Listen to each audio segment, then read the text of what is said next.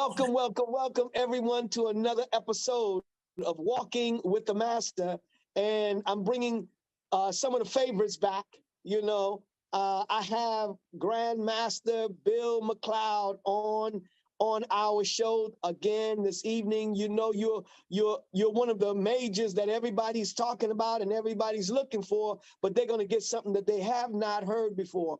Let me just introduce myself, everybody. You all know I'm Grand Master Abdul Azziz Muhammad. And yes, I know some of you say, hey, he looks like Grand Master Anthony Muhammad. Well, that's my name too. All right. So listen, we're getting ready to get started. Please subscribe so that you can stay up on top and ahead of what is going on. So now I have the pleasure of once again having a conversation with Grandmaster Bill McCloud, my brother, my brother, my brother. You know, he says that he's jazz. No, I'm jazz and he's rock and roll. You know what I'm saying? So we're going to go with it, but this show, Grandmaster, is really dedicated to some things that a lot of people don't even really know. They don't really know that you have some students in your background, in your foreground, that are really, really top-notch persons. And I want to talk about one in particular, really this whole show. And that is our brother, our brother, our champion, Black Panther. Now, you out there may know him as Black Panther, but this brother knew him as a young man, and he's been working with him, and he's the one who gave rank to the Black Panther, our brother Chad Boseman. I mean, he is, I really love him, Grandmaster, and I know you do too, but we want to have a conversation about him. And can you tell us, with our brother, the Black Panther, man, how was he? Tell me a little, so open up sharing something with us. Chad was extremely consciously coachable. We talked about a lot of things involving the culture of our people, Black people, and a lot of deep spirit. He was deeply spiritual as well. And the thing that stand out about Chad was his humility and his generosity.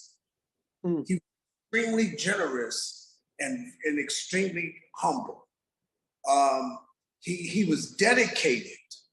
He was committed to learning this. I was amazed at watching him on the floor and the dedication that he put into learning the craft of what we was doing, what we was teaching.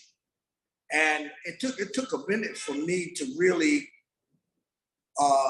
kind of chime into who exactly he was, because I was hearing stories about him being on soap operas and different things, but I didn't pay no attention at first.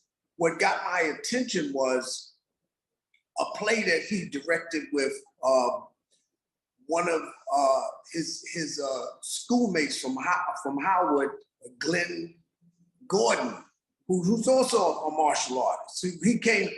Well, let me go back. Chad, Glenn Gordon, and Jason Rain, they came from Howard to Brooklyn, and they came to me. All three of them came to me at the same time. Chad and Jason, they stayed, and Glenn, he went to train with Shabazz, right? Okay. Family. And I used to hear about them, their aspirations for being actors and so forth, right? So I thought it was just something they was doing part-time in their spare time, until I seen the play that Chad had directed for Glenn. And it was about Glenn going back to Cameroon. He did a African DNA and found out that his ancestry came from Cameroon. So he did a play based on the fact that his ancestors came from Cameroon. Chad directed it. So I went to see the play. When I seen the play, my mouth fell open because I never seen these guys in this character before. Always seen them doing martial arts, but now I seen another avenue of them that kind of just changed my whole perspective about who they were and the craft that they was bringing to the martial arts as well as to the craft that they was practicing. So Chad was like, he would come in, he did he was into meditation, he was into a lot of internal type arts and stuff that aided him in terms of his craft, in terms of acting. So, you know, it's a phenomenal individual, man. I miss him tremendously, man. He would come, and then even after we would work out, we would sit on the side and talk for hours about cultural things that affected us, affected Black people, spiritual cultural things that he was pursuing at that particular time. And we talked about the industry that he was in and the different challenges that he had to go through in that industry in order to be who he was. And the different, we used to call them gatekeepers, you know, the gatekeepers that he had to be able to see on a daily basis and what he had to do to get through these different gates and stuff. So one day after class, I thought he was tired because he was sitting in a pensive mood. And I said, what's up? He said, I'm just trying to sit here, I'm just thinking. I said, you all right? He said, no, I'm just trying to figure out which one of these individuals is lying to me, you know? Because these was the challenges that he had to go through in order to be who he became. You know, a lot of people don't know the inner struggles that he was going through inside of the industry that he was in, you know? And so he was about to do, I think it was the Gods of Egypt at the time, right? And I seen that he was going to be doing a lot of physical stuff. And I introduced him to Maurice Crump, right? Where he went to study with Maurice. And Maurice helped him a lot because he did a lot of the theatrical stuff as well, right? But Chad came in as a white belt. And he worked his way up through all the different belt levels to become a black belt. And we didn't give it, he took the same black belt ass whippers that everybody else took. You know, he didn't get any breaks in the thing. As a matter of fact, on his tests, when he was testing, the test that he did was like, it was really grueling. So I have this big bag in here. It's a big, heavy bag. It's about 250-pound bag, right? He had to do an hour on this bag, as well as do all of the other stuff that he had to do in terms of katas, techniques, and then he had to fight. So in this fight, he was fighting different people. Then he was fighting Damien. And, you know, sometimes Damien's control could be a little off. He hit him with a roundhouse side the head and knocked him down. So I jumped up and started screaming, are you crazy? Why you hitting him like that? You're gonna ruin this boy's career. And Chad said, no, it's okay. Jim, it's okay, man. Let's finish this. And he continued on with the fight and stuff. So I sat back and let him do his thing and stuff. Phenomenal individual. So that same energy and same spirit he took into everything that he did. He was a perfectionist in terms of perfecting the art, perfecting his craft. He was a perfectionist all around. Great human. So Grandmaster, I mean, as you're saying this, it's making me think, there are those that I have seen in some of the Chinese martial arts films that were not martial artists. So he's somebody who, when he's doing his thing, he's really doing his thing then. Yes. So case in point, he was doing Civil War, right? Civil War was the beginning piece of introducing him to Black Panther. And so he was telling me, I have another system that I teach called Southern Manthers. I showed him a bunch of different things and stuff and that, right? So he said that he did a piece in there that had the people who did the choreography and stuff puzzled because they didn't know what it is that he had did and how he had did it, and they wanted to show them what he had did because it was so appropriate for what he was doing for the grip and all that type of stuff in the Panther, So all of the things that we talked about in terms of him, the art made his art that he was doing on film better, right? Because conditioned to do a lot of those different things that you've seen him doing, running and all that type of stuff. He was in condition for that. So we used to talk on a regular basis where he was at, and I would, I taught him 1 to 20, Jiu-Jitsu 1 to 24.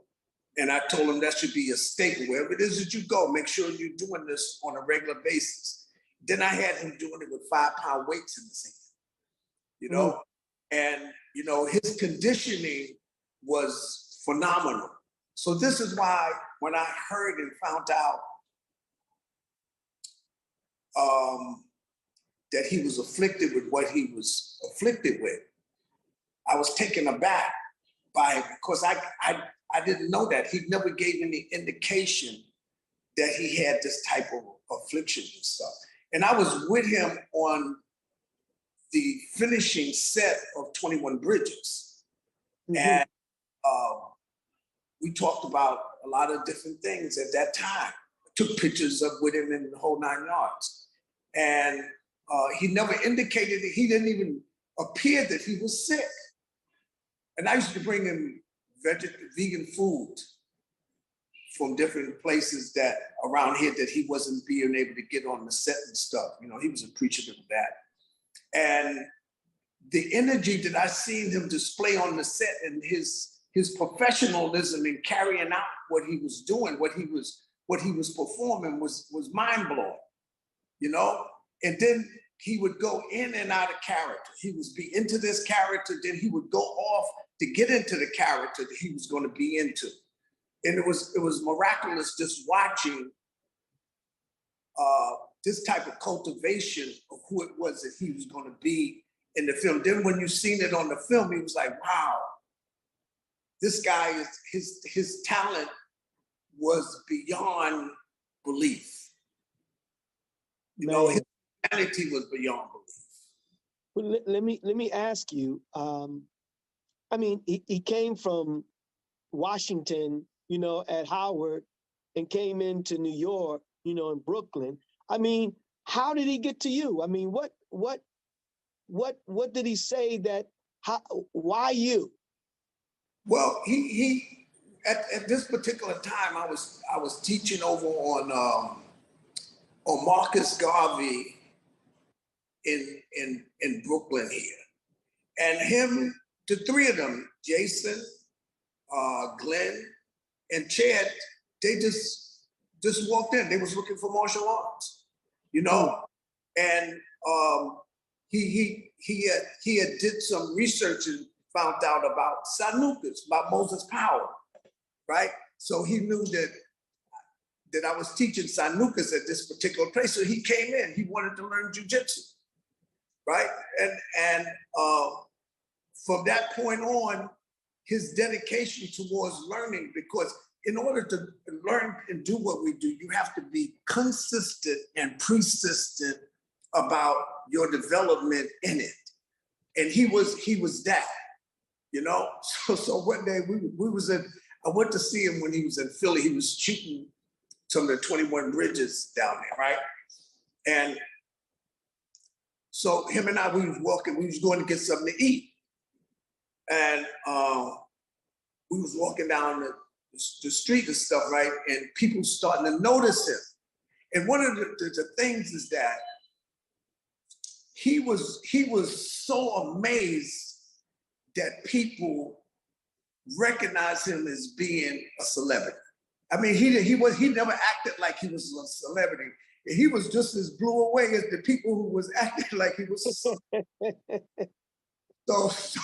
So we was walking down in Philly. We was walking down the street in Philly, and so I said, "Yo, man," I said, "Man, stand on this side of me, man. You know, cause you know people are approaching you, and you know I'm trying to be a buffer between you and them and stuff." He said, "No, he said, no, Jim, it's okay, man, because if they start acting up, I just do some of that shit you showed me."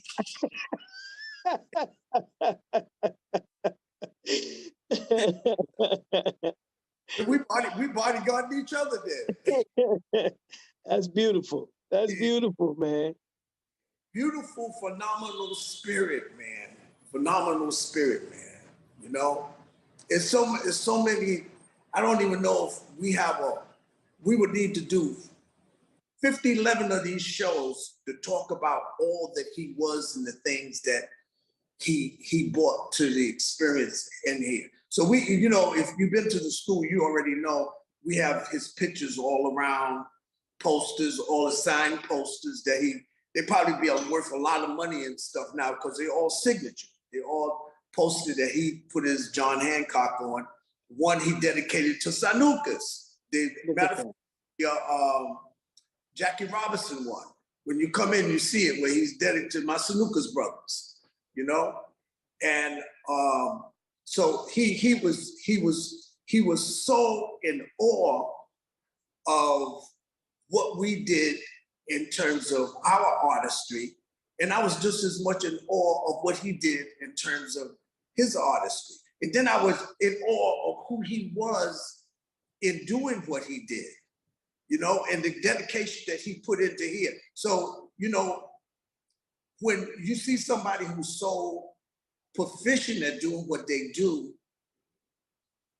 and what we do is different from what a lot of other people do, and when you're offering corrections to a person who you feel has the type of proficiency already in his craft, but he's not as proficient in this thing that we do, you know? And you're correct. It's like being a choreographer at that particular moment in time. No, you need to stand this way, do this way, move this way, you know, lock this way, throw this way, sweep this way, punch this way.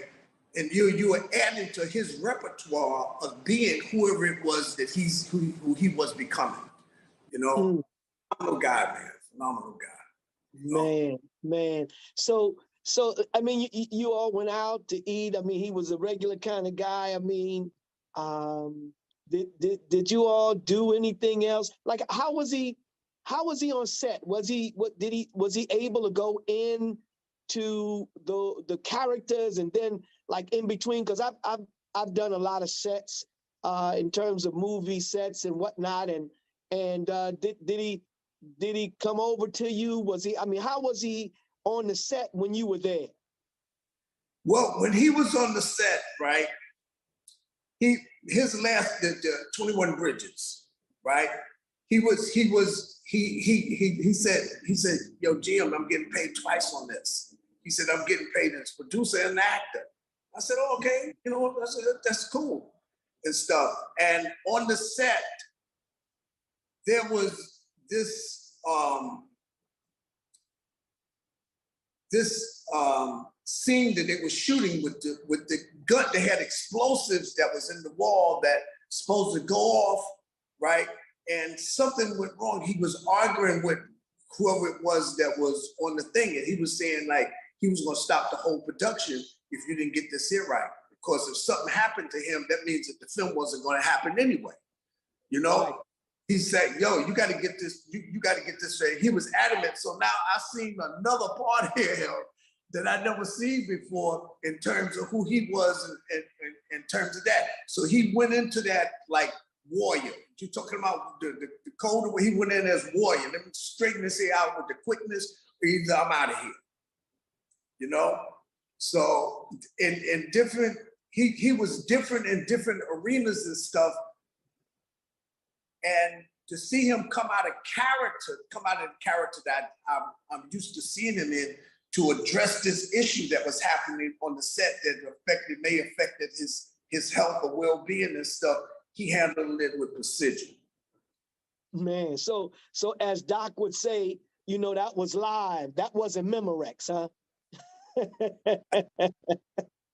That's exactly right. You know, and you know, so they got a place here in Manhattan. It's called Seasoned Vegan, right? So he did one of those talk shows. He had finished the talk shows. He told me, you know, pick him up. I said, well, you know, because he was used to riding around the SUVs and stuff like that. I said, I'm gonna come in, man. I'm gonna pick you up, but I'm gonna have my hoopty and stuff. So he started laughing. So I picked him up, and we went to Seasoned Vegans to eat. And the place, it was a rainy night, and don't forget, it was Thursday night. It was a rainy night, and they was like almost at what they're doing, you know, last call for the restaurant and that type of thing. So it was kind of slow in there. So we walked in, and I said, you know, I seen the table in the back because I want to sit in the back so I can watch what's coming through the door with him and stuff, you know. So so we got in there. So they didn't recognize who it was at first, right? So we got in, and I said, well, can I get this particular table over here? So the guy said, no, you can't have that table. This table is reserved for people who are coming in with a larger party and stuff. I said, okay, not a problem. I said, I'll take this table over here in the back in the corner and stuff. So by the time we sat down in the back, right, and you know, the waiter came out, and she was taking our order and stuff, right? And she recognized who it was, right? And she was just taking the order, and she says, excuse me, I just want to tell you that I love you so much. He said, you just had to get that out, right? You just had to get that out, right? You know? Right after that, you know, the wire got out, the guy came back, he wanted to offer us the table that we originally asked for. And we said, no, we good, it's cool, we good right here and stuff. Then the manager came out, and then all of the food that they started bringing us was free. You know? So they gave us so much food, he started saying, he said, Jim, man, I can't eat all this food, man, you have to take some. I said, well, just put it in the bag, I'm gonna take it home with me, you know? So and then he wind up, because of who he was, because I was gonna like take him and snatch him right out. And he was like, no, cool, man, because they wanted to take a picture and stuff. The manager wanted to take a picture. He wound up taking the picture with all of the employees of the restaurant. Nice. Yeah. Nice. But we got to remember, when you was just an individual or two individuals, no, you can't have this table. Go sit someplace else until you know he was somebody else. That's it. That's how us do, man. That's how us do. Man, it's awesome. That's awesome, man. So you had a great relationship with your student, and you're saying that he was attentive to the instructions, and you know he was a good student. Absolutely. Not only he was a student, he was a good friend. He was a good student, good friend. He was a good brother, because he introduced me to so much things. So when he had finished doing Jackie Robinson, you know, he was very extremely cultural and extremely vigilant to details about everything. And he came in and he was saying, he said, yo, Grand Master, I need to tell you something, but you ain't gonna believe me. So he started telling me about some really miraculous stuff that had occurred that is kind of mind-blowing. For another show, we'll talk about it, yeah. You know? And I was like, man, just tell me, man. You know, listen. I said, man, no, but you ain't gonna believe this, man. I said, man, just tell me. What you going to tell me? Tell me what it is and stuff. So he would start explaining about things that's kind of out of different people pay grades in terms, depends on their level of consciousness and understanding. And we had talked about these type of things before, about people and the energy and these different departments that you have to go in, because it's not no straight thing. It's like, you know, at every, if you could feel me, at every level there's a devil. Yes, sir. So in his journey, you know, he had to go through all these different doors, you know, where they was at, you know, and they presented the type of thing that kept him sharp and overcoming, because he was always vigilant about who they were, so, you know. Man, let me ask you, did you get a chance to talk with him about Black Panther at all, his character, that is, and the show itself? Did you get a chance to talk to him about that? Oh yeah, you know, the thing about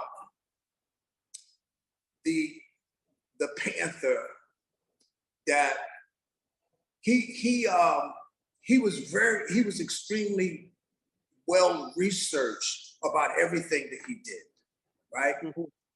So he because of his cultural awareness about things, he went into Africa. So one of the things, going back, right? He called me when he was going to do Gods of Egypt. Mm-hmm. And he was debating about doing it. And the reason that he was debating about doing Gods of Egypt is because of all the elements that was involved that didn't represent Black people, right? Okay.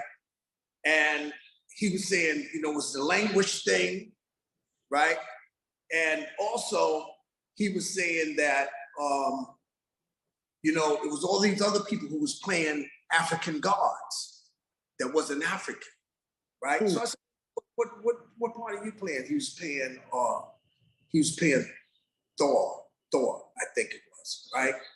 And I said, well, because we have been talking about this. I said, well, that's in the comedic thing. I said, that's Tahuti, man. I said, well, if Elizabeth Taylor can play Cleopatra, you damn sure can play Tahuti, right? So he was debating whether or not he was going to do that, because he was talking to these people about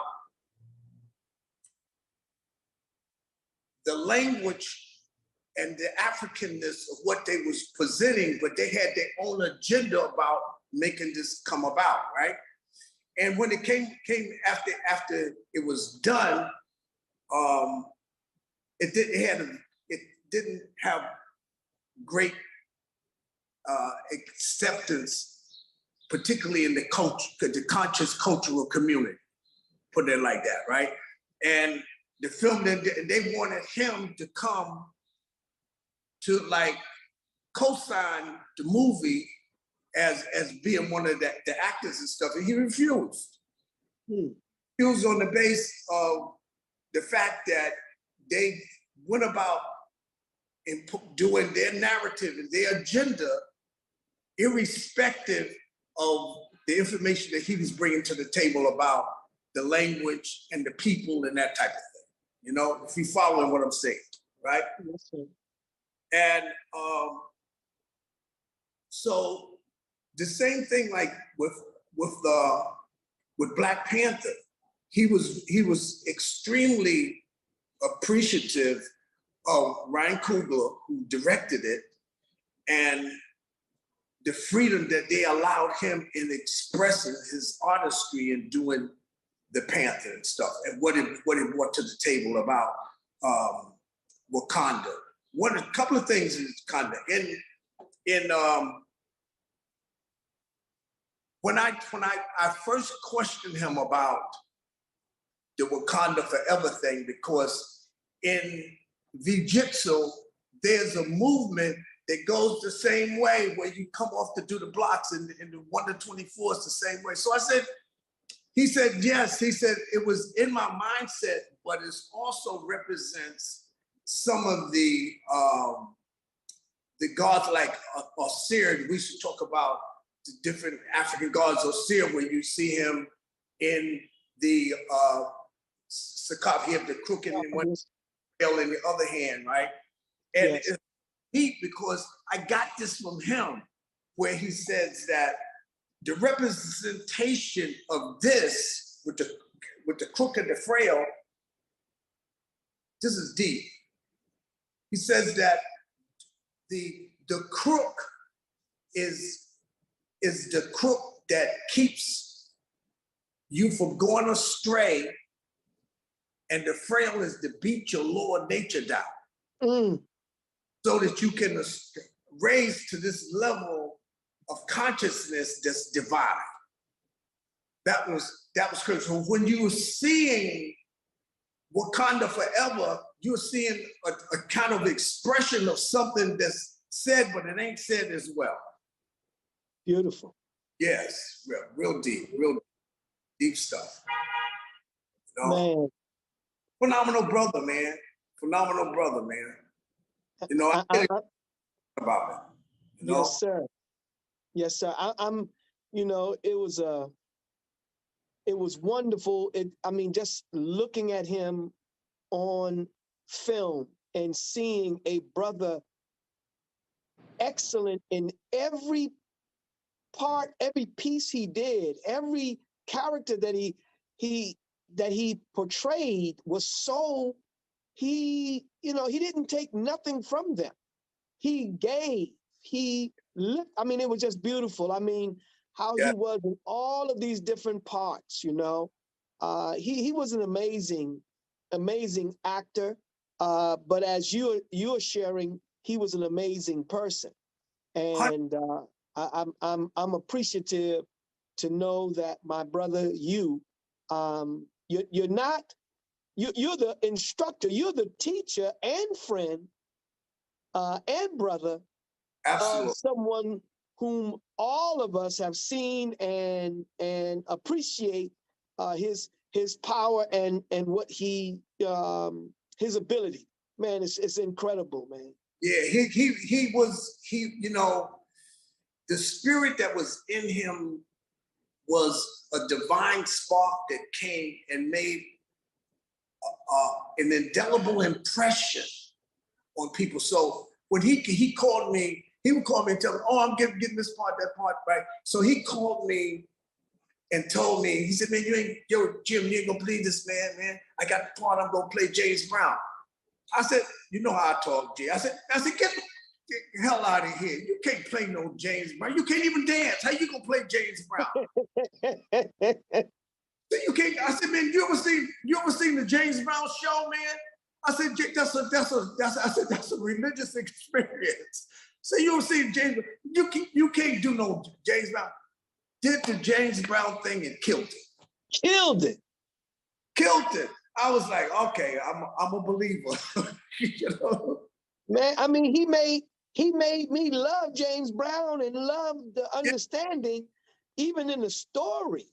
Yeah. I mean, you know, and how James Brown, I didn't know any of that. And he made me appreciate James Brown so much. Yeah. Man. Phenomenal brother, man. Yes, sir. Well, listen, Grand Master, I appreciate the time that you have given me, man, and given all of us, you know, because I know everybody's excited about it and seeing the photos and different things that you are seeing. It's so amazing, and I appreciate you for the time, and I'm really lifted by you because I knew him from the film. I didn't know him. I didn't get a chance to formally meet him in that way, but since my brother not only met him, he taught him and can tell me about it, man, I thank you for that.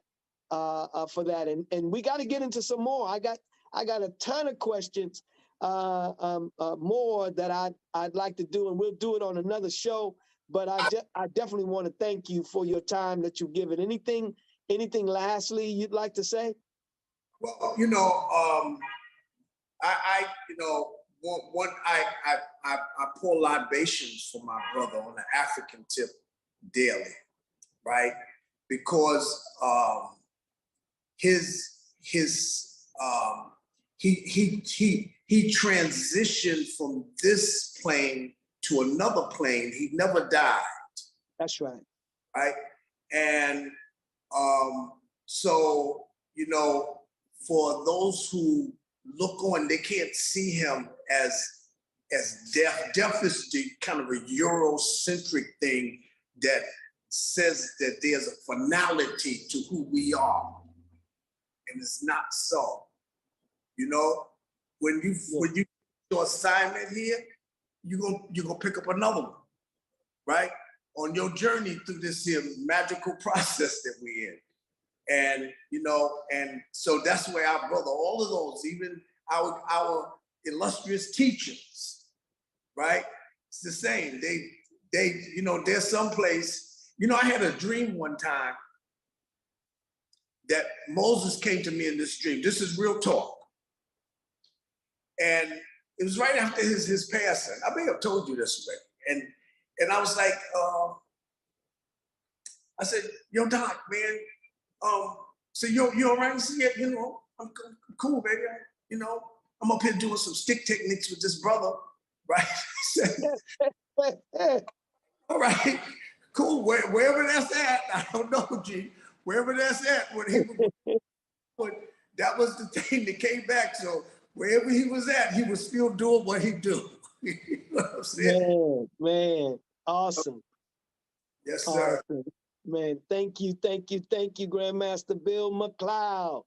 All right. Hey, listen, family. This is it again. You're walking another part. You didn't even know that there was more, but there's more. I mean, we're going to talk about this man at another time. We're going to talk about him going back in those days, back when he was rolling with some other folk, you know what I mean? And they was doing stuff and handling business, There was a different kind of business that was handled back in the day, you see, and we'll find the time to talk about that at some point. But again, it is my pleasure, and I'm speaking for you all also. It should be your pleasure as well to have met the teacher, the martial arts teacher and brother and friend of our brother, the Black Panther, Brother Chad. Yes, sir. All right, Grandmaster Bill. Thank you for your time, man. May Allah God continue to bless you. Thank you as well, my brother. Us. Every student of a master here today, you reflect your master teacher. You want to walk like him. You want to talk like her. But you start by having an object in front of you that you admire.